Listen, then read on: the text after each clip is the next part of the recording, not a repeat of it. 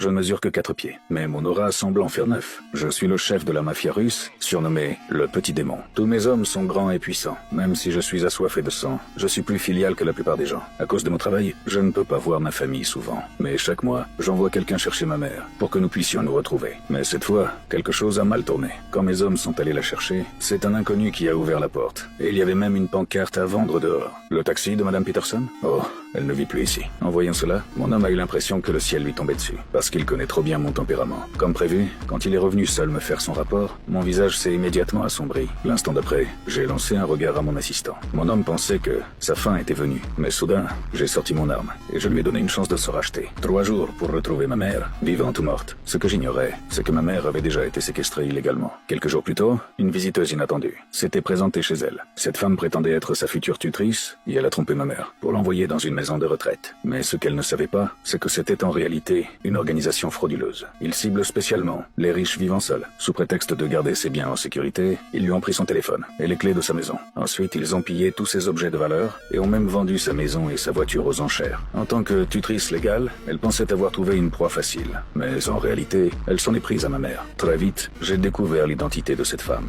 J'ai appris qu'elle s'appelait Marla et qu'elle avait enfermé ma mère en maison de retraite. J'ai explosé de rage. Je n'arrivais pas à croire que quelqu'un ose me provoquer. Quand j'ai appris qu'elle avait pris le contrôle de tous les biens et de la maison de ma mère, ma colère a encore augmenté. Et il n'y a rien de plus humiliant que de voir ses parents nous élever avec tant de sacrifices et ne pas être capable de les protéger à temps, à cause de son travail. Sans hésiter, j'ai ordonné à mes hommes de contacter l'avocat de l'entreprise et de faire sortir ma mère immédiatement de cette maison de retraite. Le lendemain, l'avocat s'est rendu chez Marla. Dès son arrivée, il l'a menacée de renoncer à la tutelle, sinon elle le regretterait toute sa vie. Mais Marla n'était pas facile à intimider. Cela faisait des années qu'elle travaillait dans ce milieu et elle en avait vu d'autres. Face à sa résistance, l'avocat a sorti une valise pleine d'argent, espérant qu'elle accepte immédiatement. Mais en voyant ça, elle a encore moins voulu céder. Grâce à son expérience, elle a compris que ma mère valait bien plus que ça. Elle a donc refusé une nouvelle fois. Mais c'est justement ce refus qui a éveillé sa curiosité. Concernant l'identité de ma mère, après enquête, elle a découvert que ma mère était officiellement morte avant ses 3 ans. Autrement dit, elle utilisait une fausse identité. Pour découvrir la vérité, Marla est allée interroger ma mère. Mais ma mère a refusé de parler et a même lancé une menace. Je suis la plus grande erreur que vous ferez de toute votre vie. Cela a rendu Marla encore plus curieuse. Elle est donc retournée chez ma mère pour chercher des indices et elle a effectivement trouvé quelque chose. Elle a mis la main sur une clé bancaire et a trouvé un coffre. En utilisant son statut de tutrice, elle a récupéré une montre et 2 lingots d'or et a découvert un livre étrange.